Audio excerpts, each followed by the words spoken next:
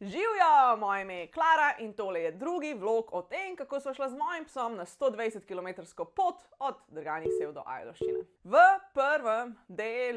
prvem vlogu sem vam povedala na splošno o poti, malo sem vam povedala za vsak dan od 4 dni, kako so potekali, kje so bile kakšne cakice. Ko sem šla zvečer k počitku, sem umrla kot ena utrujena krava, ki je tako, če me bo kdo prišel buditi, mu bom roko odgriznila. Pusti me spat, prosim. Danes se bomo pa dotaknili bolj o tem, kaj sem imela v ruzaku, kaj sem dejansko vzela s sabo. Poleg tega bom odgovorila še na kakšna druga vprašanja in na koncu povedala še o tem, kako je v bistvu, če greš hoditi z psom sredi poletja. Zelo pomembne informacije bom delila z vami, tako da kar ostanite do konca. Oči mi je posodil svoj 50-litrski nahrbtnik, ki je imel lepo široke naramnice, lahko sem si ga pripela okrog pasa in mičkeno ojačan hrbet, sicer pa prav nič posebnega ruzak. V njemu se je pa gužvalo kar nekaj stvari, in sicer šotor, spalka, 2 čevlji, 4 majice, 3 športni modrci, 2 kratke hlače, 4 štumfi, 4 gatke, 1 pajkice, 1 hoodie, polnilec za telefon, slušalke, nagobčnik za piknika, posodica za piknika, 2 bidona za vodo, en za 2 litra, en za 1 liter. Vedno se je menjavala kakšna hrana noter, vzela sem okrog 1,5 kg hrane za piknika, plus priboljške, sveder, da sem ga lahko privezala, dežni plašč, sončna očala, zobno ščetko, zobno pasto, čelko, powerbank, Kindle, WC papir, nož pa vilico pa en servetek, brisačo, oprsnico za piknika. Torej, to je bilo v mojem ruzaku in jaz bi ocenila, da je teža mojega nahrbtnika variirala nekje med 10 in 12 kilami, zato ker so se stvari menjavale not, recimo včasih nisem imela čisto nič hrane not, oziroma sem par ploščic, včasih je bil pa not in jogurt in bresku in ne vem kva in to je takoj 1 kila recimo. Potem pomembno je tudi, da medva sva bila včasih na poti ful dolgo časa brez kakršnega koli vira vode in sem mogla res vnaprej razmišljati, koliko vode bom vzela s sabo.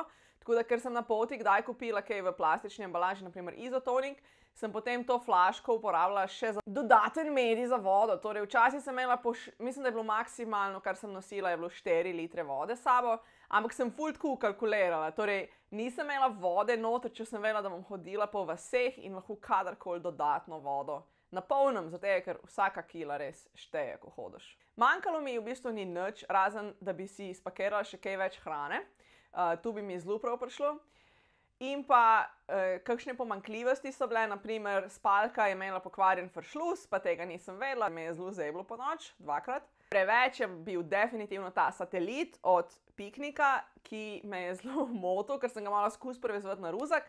V bistvu, zakaj sem ga sploh vzela s sabo, je, ker je imel piknik že zaceljeno to rano po operaciji, ker je bil kastriran. Ampak sem se bala, kaj če na poti se kaj zgodi in jaz ne bom mogla pač njemu tudi dati gor, da ga zaščitim. Tako da sem vzela s sabo, ampak je bilo tako res okorno to skus nekam zlagati, tako da tu mi je šlo malo na živce. Kaj so bile napake, ki sem jih naredila? Dajmo se lotiti kar pri začetku in sicer že, ko sem planirala, sem si zadala, da bom jaz v 4 dneh naredila 120 km. Torej, ta 4-dnevni okvir sem si dala in to je pomenilo, da sem mogla ful terati in da sem tudi zbirala kakšne poti, ki so bile ob glavni cesti. Drugi dan je bilo čisto preveč teh poti.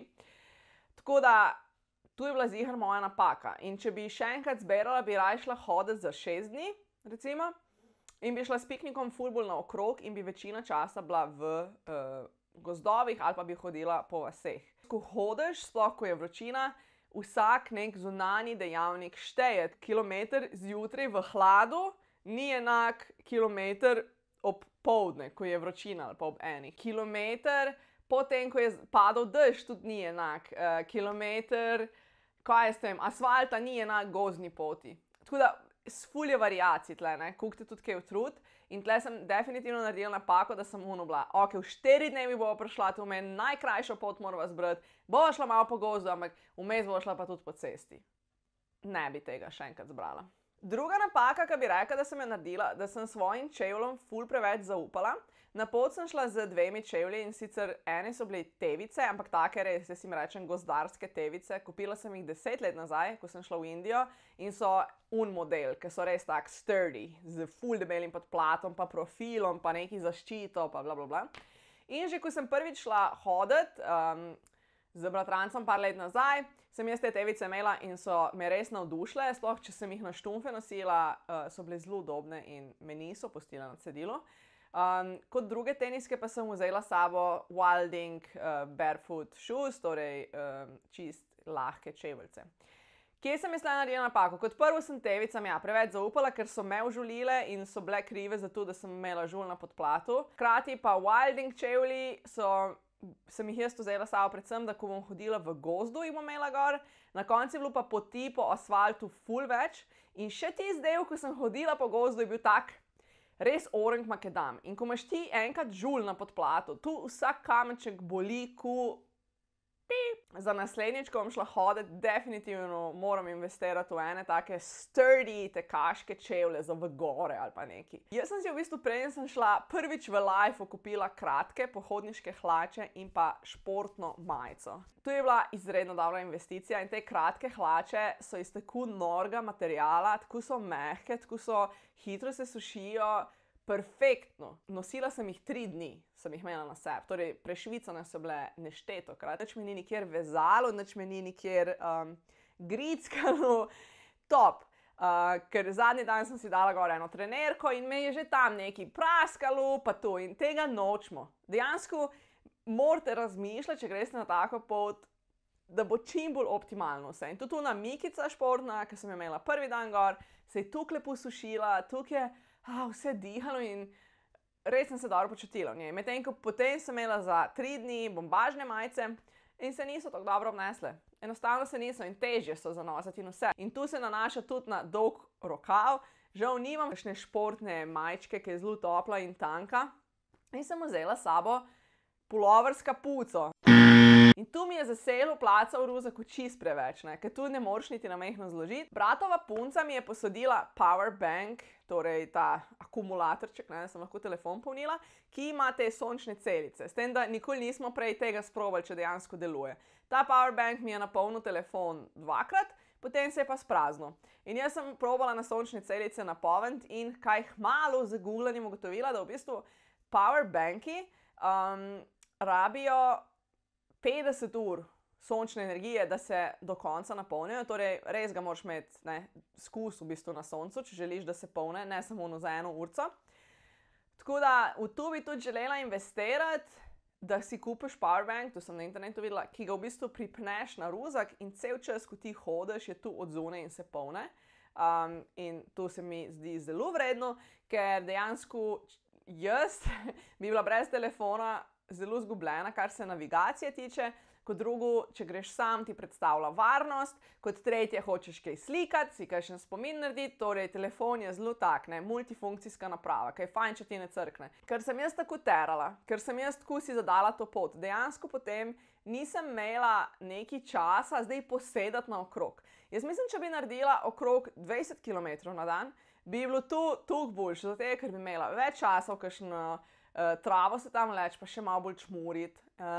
Imela bi čez jutri se za 2 uri na kofe vse, da se mi telefon lepo napolne. Torej, manj bi bilo tega stresiranja. Zdaj pa jaz kamorkoli sem prišla, sem bila tako, ok, mi lahko date telefon zapolniti in pa sem tam 20 minut bila in tako, ok, we need to go. Zato je, ker moramo narediti še toliko pa toliko kilometrov. In to mi ni bilo toliko fajn. Najlepši trenutki so bili meni, ko se zjutraj recimo zbudiš v šotoru, v megleno jutro in se vse prebuja. Tu mi je nekaj čudovitega. Potem tu, ko sva s piknikom vse povprek ležala, kadar nama je pasalo v malo sence, kar sva najedla in sva sem tam čamila. Tako da tu so mi bili res, zato se gre na pot. Nisem spoznala toliko ljudi na poti, ampak vseeno so ti majhna srečanja, naprimer v eni vasi so mi kofe častili, pol me je stric na pivo povabil, pa take stvari. Zdaj pa bi povedala še par stvari o tem, kako je potovati z psom. Ker piknik je imel tle ful veliko vlogo. In sicer kot prvo sem opazila to, da človek dejansko v eni situaciji zmore več kot pes. Sploh kar se tiče vročine. To meni, jaz sem mogla biti dober lastnik in ne čakati, da mi pes pade po tleh, ampak malo razmišljati in ga non-stop spremljati. In na eni točki, recimo 3. dan, ko je bila najbolj vročina, meja sva res počivala veliko v senci, ne. Tu je bilo tako 2 kilometra pa počivati, tudi po pol ure, 1 uro, ne. Mene je že nekdo vprašal, kao, ne, kaj pa piknik, kaj če ne bo mogel, pa asfalt, pa tačke, pa vse te stvari. In jaz sem se že takrat zavedala, da medva lahko že prvi dan obrneva nazaj, me nekdo pride iskat, če bom videla, da on ne bo zmogel, ne. Nisem hotela iz glave čez zid, nisem hotela tam živali mučiti.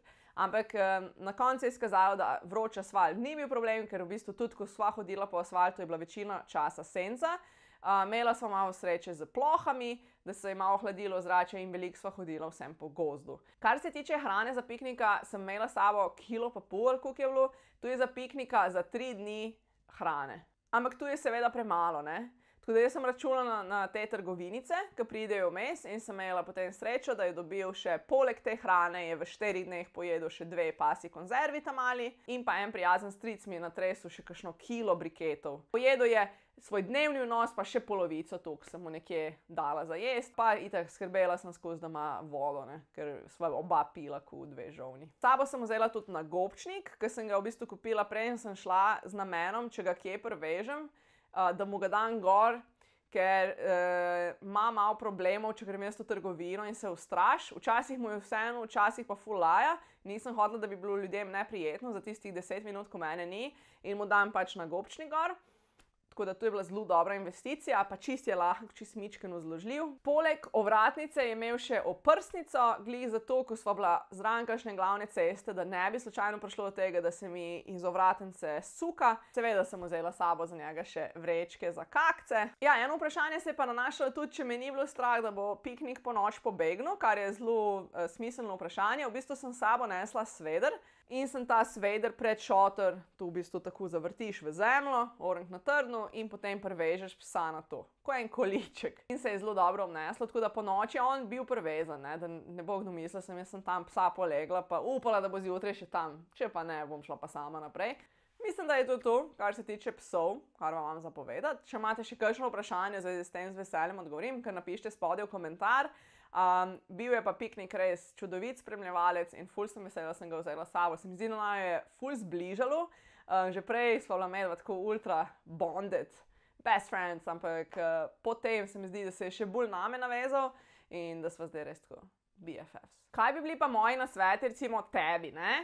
Če želiš iti na tako pot, da kot prvo moraš vedeti, kaj so tvoje zmogljivosti, tako da priporočam iti prej hoditi kakšne, ne vem, 10-20 kilometrov v enem dnevu, pa da vidiš, kako se počutiš, koliko teže lahko neseš na ramah. Potem je ful fajn preveriti svojo opremo, vse, kar sem naštela, je fajn, če je optimizirano. Za pot je pa tudi fajn, da si motiviran. Zdaj, mene je motiviralo tudi, da bom staša, ne. Moja prijateljica videla na koncu poti, k njej sem šla.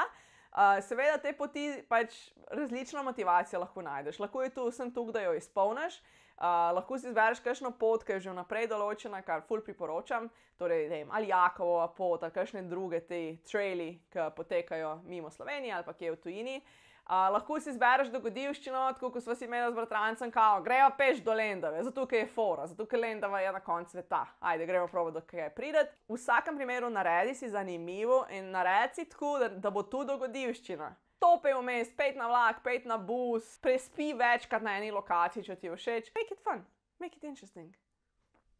Tako, s tem pa tudi zaključujem današnji vlog. Upam, da ste dobili kakšne zanimive informacije. Ne pozabite počakati še prvi del vloga, da si malo bolj razjasnite, kje točno sem hodila, pa malo širšo sliko dobite. Veš, da sem na par vprašanj pozabila odgovoriti. S sabo sem imela dosti oblek in jih nisem rabila pred. Imela sem sposojen en šotor, ki je zelo podoben tistemu, ki ga imava s klemnom in sicer izgleda takole. Je super easy za postaviti, ampak najbolj pomembna stvar mi je bila v bistvu, da je lahek in ta je tako kar v redu teže. Pikniku je šlo nadpovprečno dobro. Zelo si dobro držal. Jaz sem imela en tak izlet planiran že lansko poletje, pa mi ni zneslo in takrat v bistvu piknika še nisem imela, tako da ja, bi se odpravila tudi brez njega. Najlepša stvar teh 4 dni je bila ta, da sem bila sama s sabo po zelo dolgem času. Najhujša stvar teh 4 dni je bila pa, da sem na enem počivališču imela eno srečanje z enim gospodom, ki mi sicer direkt ni nič slabega hotel, ampak je načenjal ene take malo bolj čudne teme in se nisem sproščeno počutila ob njemu, tako da sem potem šla in potem me je srečal še nekje na enem tam, ko sva s piknikom počivala in me je kar prestrašilo in sem hotela odideti in ga nikoli več videti. Hvala za ogled, lepo se imejte in se vidimo kmalu. Čau!